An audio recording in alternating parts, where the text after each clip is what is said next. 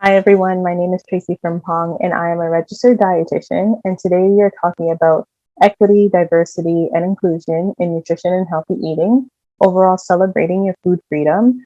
I just want to thank Tony and Bianca of the Wellness Connection team, Humber staff and alumni who tuned in, and also the students. I just want to put out there as a disclaimer that this is a recording of after the session that we had for those of you who did not get a chance to also tune in.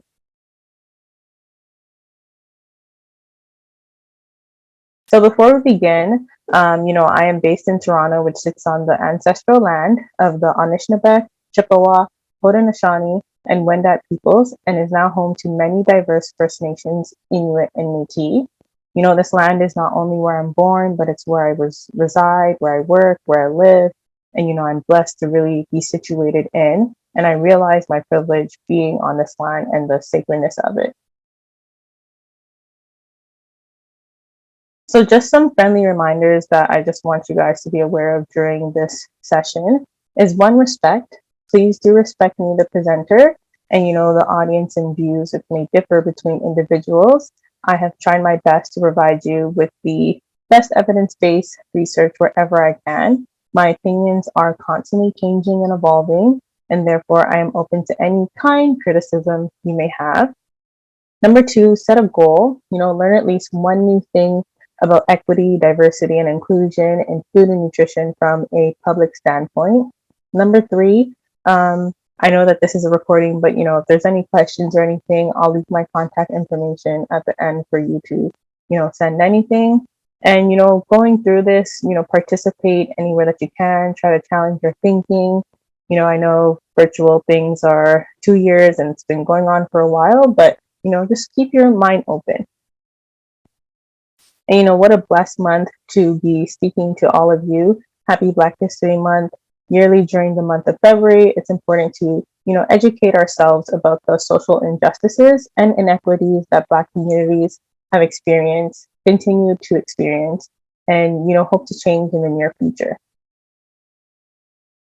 So what I'll be discussing in terms of this whole presentation, for those of you that have signed up or are tuning in, if you already didn't know, we will be discussing systemic racism and health inequities, Black, Indigenous, and people of color in healthcare, importance of food sovereignty, and celebrating your food freedom. So again, my name is Tracey. For most of the day, I work in a busy downtown hospital as a clinical dietitian, which focuses more in acute care. I'm also the founder and editor of That Black RD, which I created late 2020 to discuss my path in becoming an RD, diversity in healthcare, and more towards overall health and wellness. I'm also a first-generation Ghanaian Canadian. My parents and older brothers were all born in the motherland. And of course, food-related, I love to bake cookies, muffins, breads, anything you name it, I'll try it, I'll test it out, and I'll have it. So are you a nutritionist? And I, often get confused with this, and I don't take full offense to it. Yes, much of what I do includes nutrition. And the thing is that a registered dietitian is a protected title, similar to that of a nurse, a pharmacist, or physician. In other provinces and territories, they may use nutritionists, but in Ontario, to just make it simple for everyone, everyone could be called a nutritionist, but not everyone could be called a dietitian. And that does not mean that I do not respect the work that nutritionists do. And as a dietitian, we go through a degree in human nutrition and dietetics, and dependent on our undergraduate program, there may be an integrated or non-integrated practicum, which you do for roughly about a year. And these practicums are often unpaid, and you actually end up having to pay for your practicum programs. And that all leads to you having to do your testing, getting your licensing, and all of the other stuff that comes with becoming a professional. And as a dietitian, you work at 3 main levels. One at an individual level, such as at the hospital when I do counseling with patients. 2 on a community or organizational level. So dietitians doing workshops, just like I'm doing right now. And then 3 on a systemic level. So dietitians who do research or work among policy workers or makers. Now, as we go through this presentation and before we get into the nitty gritty, I wanted to just ask you and have something for you to think about in terms of what does it mean to eat healthy to you? Or what does it look like? You know, we mold and we have our viewpoints and everyone has their definitions of how to eat healthy. But as we go through this presentation, I just want you to know that every day you learn new things. I may learn new things from you. You may learn something during this session, but that healthy eating is not something linear and it evolves over time. So into our first topic on systemic racism and health inequities. So many factors have an influence on health, in addition to our individual genetics and lifestyle choices, where we are born, grow, live, work, and age also have an importance on, influence on our health. So social determinants of health are this broad range of personal, social, economic, and environmental factors that determine individual and population health. The main determinants of health, and there's a lot of them, but you can see that there's a few that are a bit bigger, are education, housing, food, language, and money. And, they refer to a specific group of social and economic factors within the broader determinants of health. And these relate to an individual's place in society, such as income, education, or employment. And, the experiences of people who face discrimination, racism, and historical trauma are important social determinants of health for certain groups such as Indigenous peoples, LGBTQ+, and Black Canadians. So, for instance, we saw, during COVID-19, there was issues in terms of accessing nutritious food, or we see people who live in the north or in remote areas where they don't have the same access to these nutritious foods that we would do in the southern parts of Canada. So I just wanted to do a case study, and let's just pose a scenario. We have two individuals, CATHY and ROSALINDA, and they were just diagnosed with type 1 diabetes. And type 1 diabetes is when the body is unable to produce insulin due to a pooped out pancreas. And therefore, we can't bring sugar into our cells for energy, causing it to stay in the blood.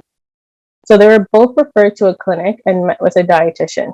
Now, these two people live quite different lifestyles. CATHY graduated with an MBA, works in IT assurance. Her company covers 95% of her medical bills, and yearly she makes about $110,000. Versus ROSALINDA on the right, who completed her high school diploma, currently works as a server, pays for insurance out of pocket, and hourly makes $18 an hour. Now, they both attend this clinic, meet with a dietitian. They're taught about type 1 diabetes, the medications, insulin, high blood sugar, low blood sugar, eating with the healthy plate model, and the list goes on. And then 3 months later, they come back in for a check-in. So I asked, who do you think was able to successfully implement the recommendations made? And, the group found that CATHY was more successful in terms of doing this. And just to give you a little breakdown, both CATHY and ROSALINDA went to the same clinic.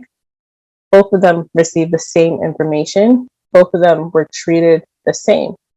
But we forget to realize that CATHY has the education and income and was literate enough to understand what next steps needed to be taken, while ROSALINDA has not received the same level of education to receive such a salary and may not be well equipped to make the best healthcare decisions. So in summary, we all know those who are well educated usually get a better job, have higher income, greater health literacy, and can navigate the healthcare system, which all leads to better health. And, poorer health outcomes are associated with reduced life expectancy.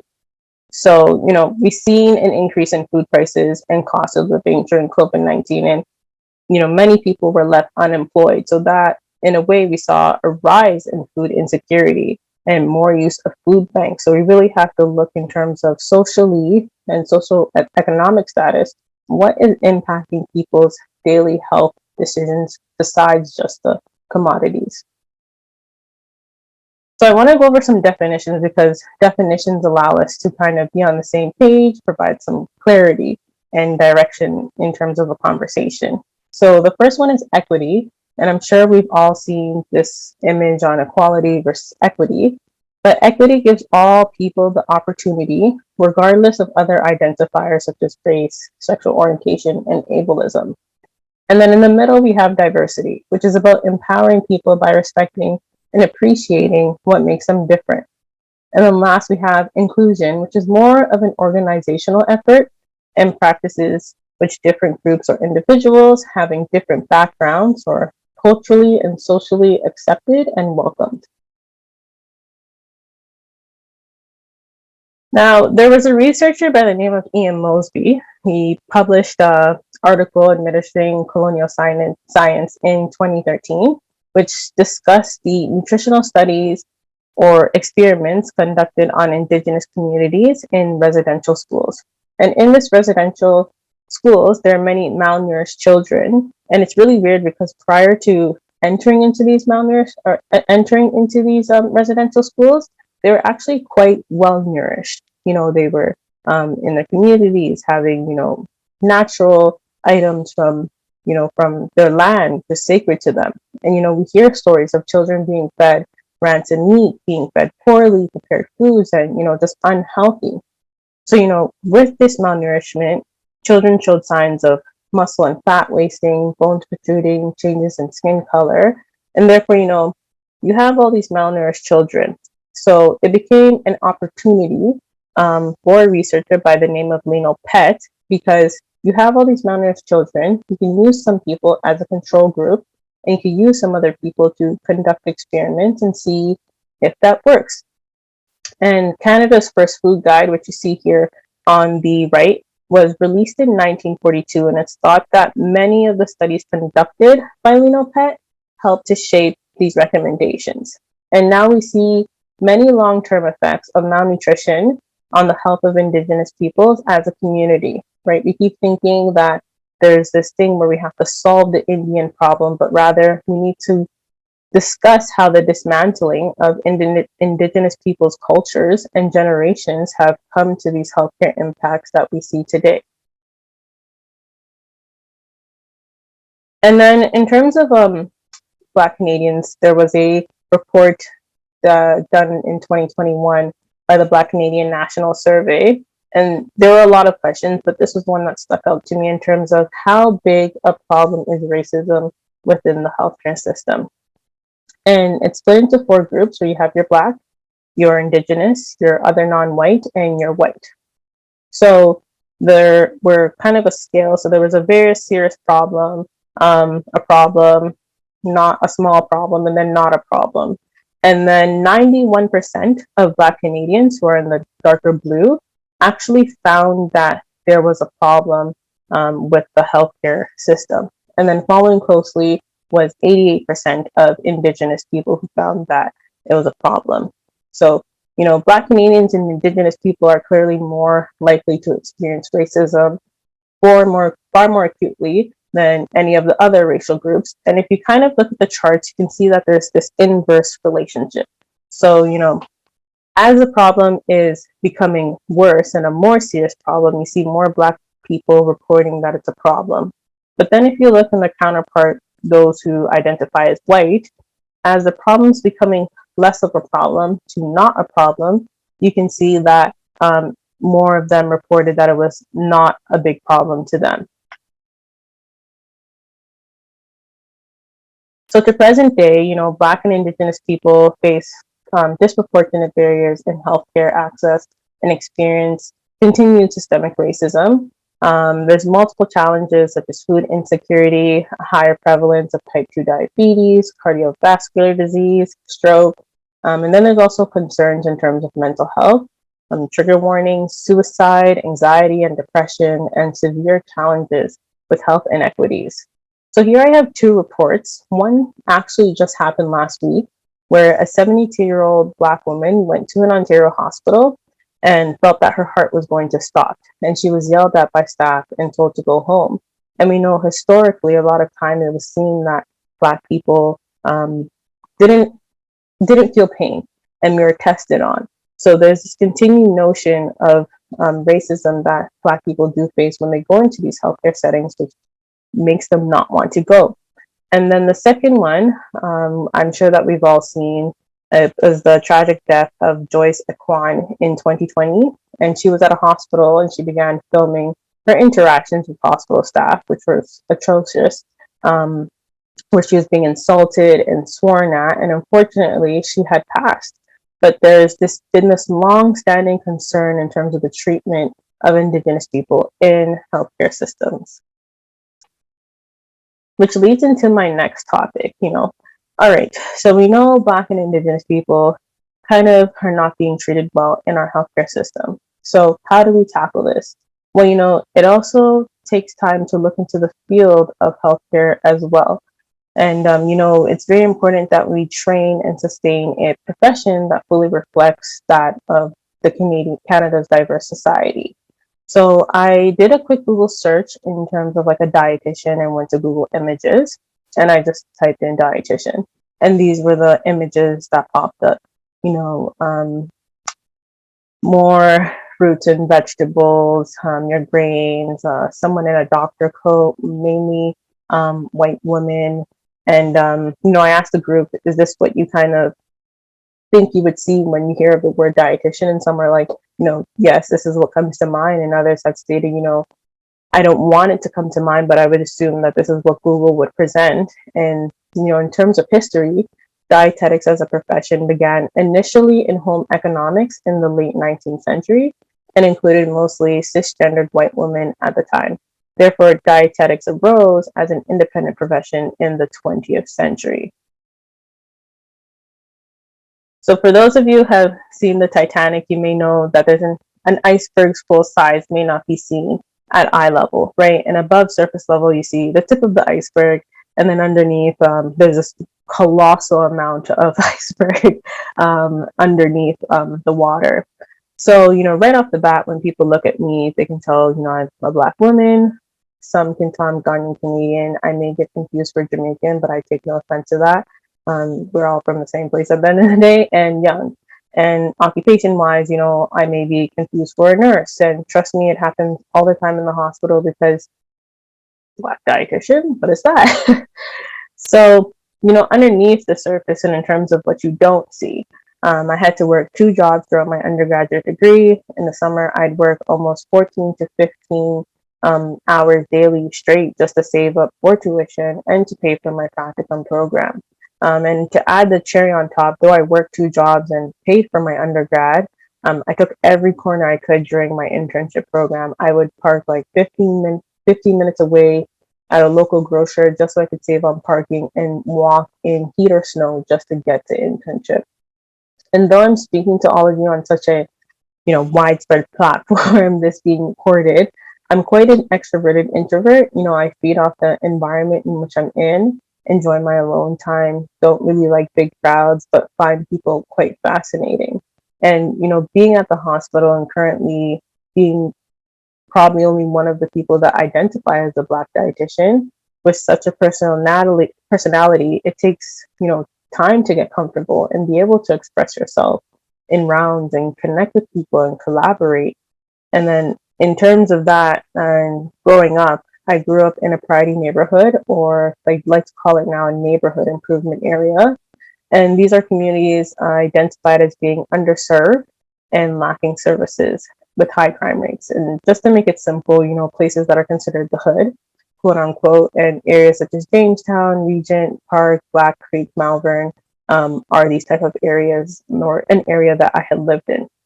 But, despite all of this, I had a very supportive family, which is a privilege that some people do not have.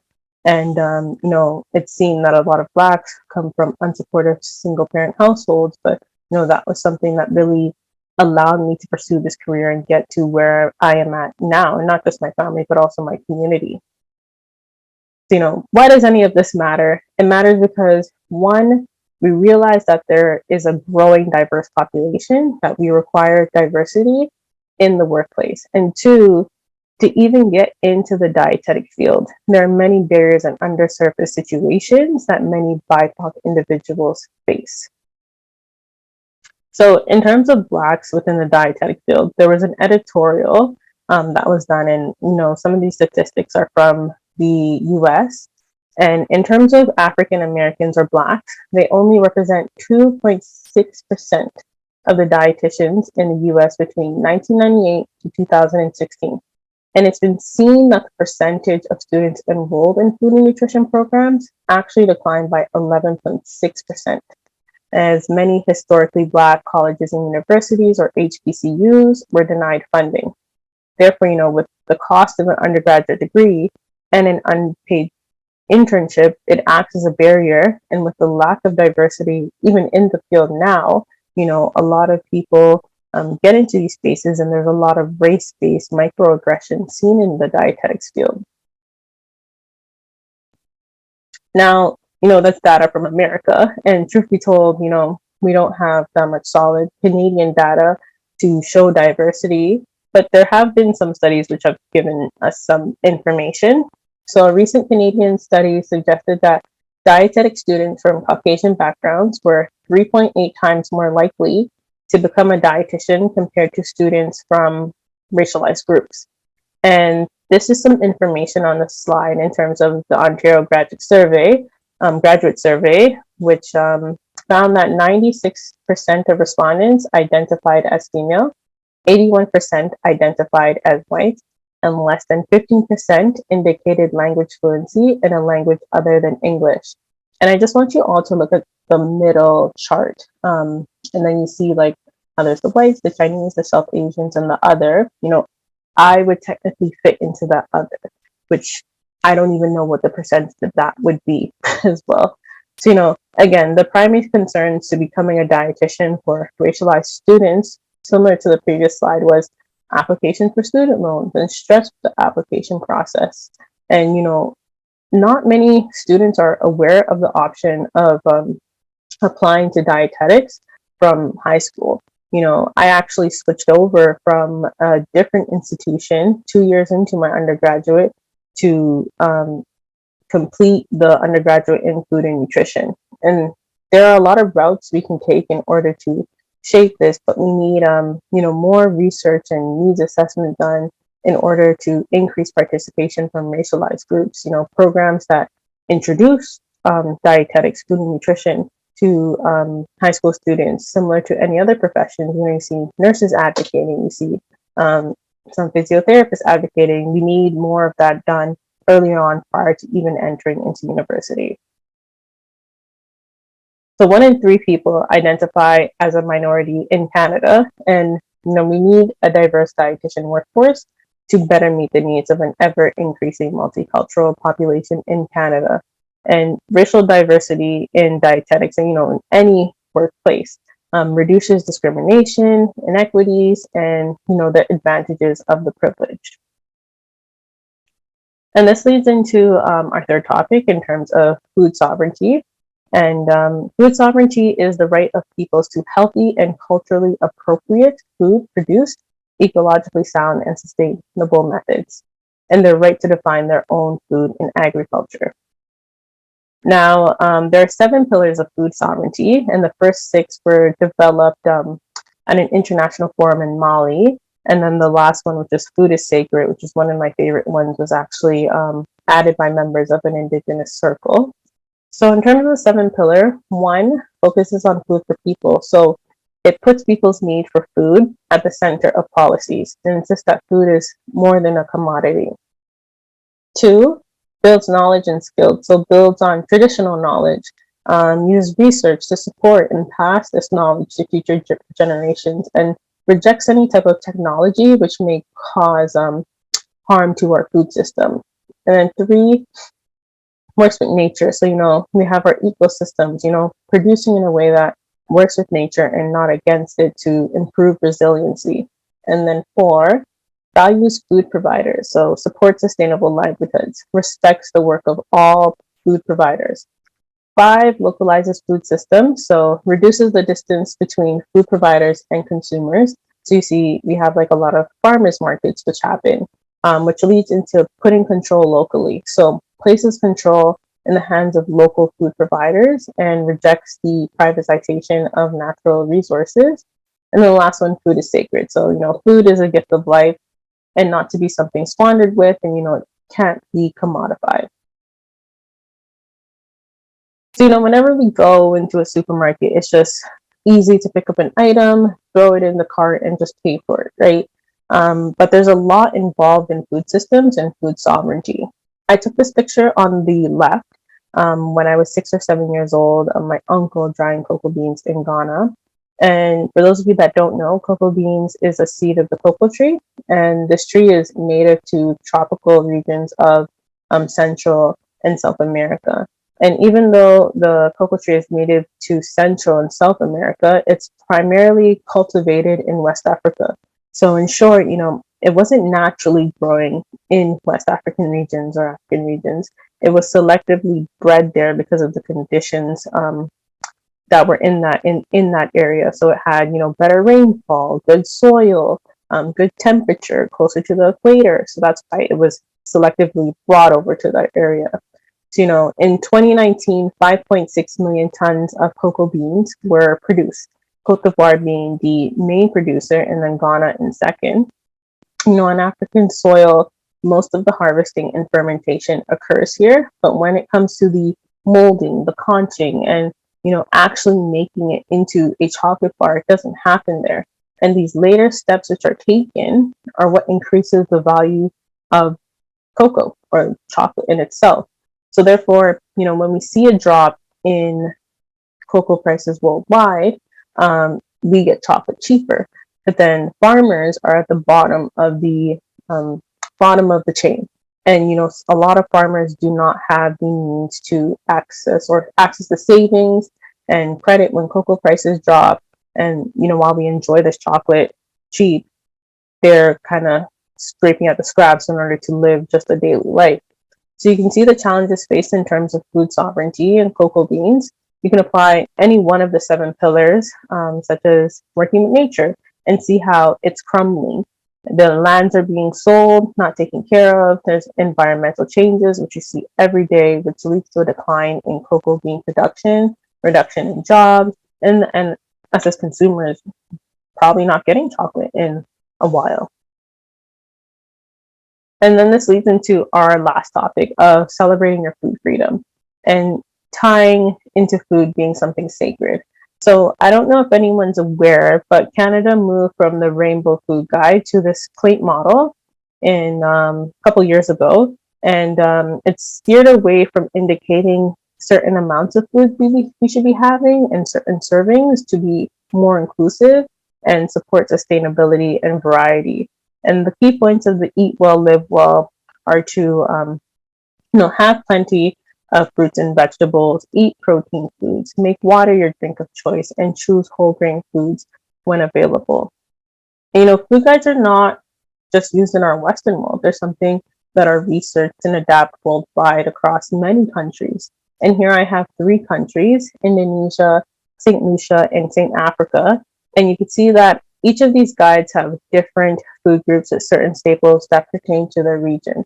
And each one looks a little bit different in terms of style. So if you look on the left, Indonesia has more of a pyramid model, but then it's very cool how they kind of add physical activity, such as walking with family or doing housework and sports around their guide. And then in the middle, we have St. Lucia, which uses a coal pot or a cooking device that you use charcoal with. Think of it as like a portable barbecue in a way, but it emphasizes eating ground provisions, peas and beans in your meals every day. And if you look closely in the images, you can also see that they have the physical activity around their guide as well. And then the last one is South Africa, which splits into different food groups, and similar to the previous ones, is saying a similar message. So Don't Yuck My Yum is actually a term from a children's book, and I heard it from one of my colleagues a while back, and I loved it. And Don't Yuck My Yum teaches children basic healthy eating concepts. And I remember as a kid when my mom would pack sardines with chopped tomatoes and onions, and I loved it. Opening it in the cafeteria, I felt ashamed. I felt like, what is that smell? Therefore, when we started to go grocery shopping, I look more into those prepackaged Lunchables with the crackers and the cheese, because I felt as if my yum was being yuck. And we don't realize how society's perception of healthy eating doesn't include our cultural staples. Therefore, your plate does not have to be westernized in order to be healthy. So you see here roti, which is common in many Indo-Caribbean countries. It has your protein, your vegetables, and grain products, which is seen on Canada's food guide. And similarly, here on the right, here is banku or kenke with tilapia. And again, same food groups, protein, vegetables, grains. And, you know, this is across any type of food that you may have. You can incorporate different things, test out different ingredients, and still kind of follow the recommendations that were made. And again, they are recommendations. They're not something that you have to stick to. Not everyone can follow it that way. It's more generalizable. So food is sacred, and dinner is not just for dining, it's communal. We pass down recipes across generations.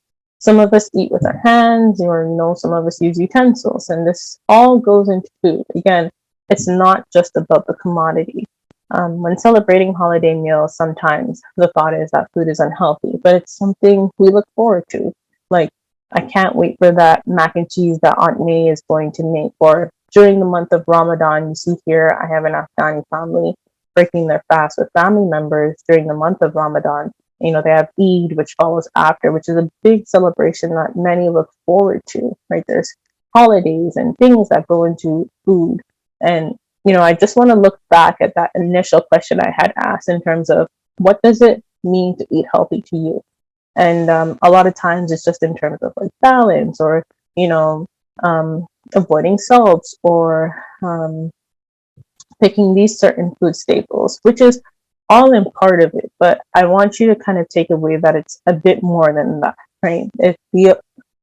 I would say that no two people eat alike, right? So it's really hard to kind of just put in a way how one should eat. Your healthy may look different from my healthy, and that is okay, and it will evolve over time.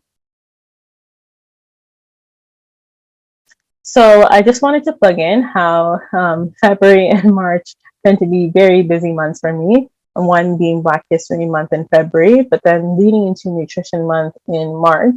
And this will be the 40th year anniversary of Canada celebrating Nutrition Month in Canada this year. And this year it's a kind of a really cool focus where it's focusing on ingredients for a healthy tomorrow, with subtopics such as food security, literacy, sovereignty, sustainable food choices, and nutrition care.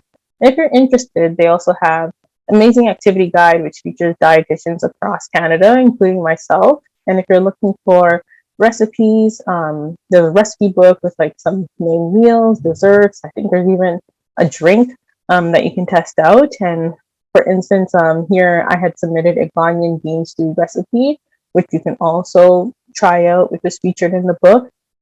And you can just search it at nutritionmonth2022.ca, and there's an activity guide, the recipe book. If you kind of want to post stuff too, they have like a social media kit.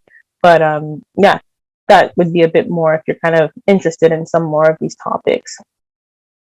So in conclusion, I want to wrap all of this, and the focus of this presentation was in terms of equity, diversity, and inclusion in nutrition and healthy living. And I know there was a lot covered, but I want to give you all kind of a taste in terms of what nutrition is in the world that we live in, the profession I love, and how our views shape and change over time. So one, to be diverse requires equity and inclusion, and the change will not happen overnight. It takes time and commitment, and trust me, a lot of time and commitment. Two, the cultural foods that you eat do not have to be westernized. Do not yuck your yum. And with that being said, all foods fit, right? If you're not yucking your yum, all foods fit. You can incorporate it into your daily life. You can try new things. It's all about variety, color, testing new things. Going out, Toronto's so diverse. We have many food spots you can test out. And if you don't have access to those, sometimes you could probably try incorporating one thing into your weekly meals that you never tested before. And it goes more than the items or what you're eating, and making healthy decisions. It's a lot of what am I eating, why am I eating it, when am I eating it, practicing that mindfulness in our day-to-day when it comes to healthy eating. So I just wanted to thank you all for tuning in and watching this. And again, if you have any questions or anything you'd like to say, you can reach me at online on Instagram. Sorry if I take about 3 days, 3 business days to reply. But you can reach me at that Black RD. on Instagram. My website's also www.blackrd.com. I'm also on LinkedIn. I think you need to search it really easy. You can search my name, Tracey Frimpong RD, or TFRD should kind of lead you there. Or you can just shoot me an email at thatblackrd@gmail.com. All right, so I want to thank all of you. Thank you for tuning in, and have a good one.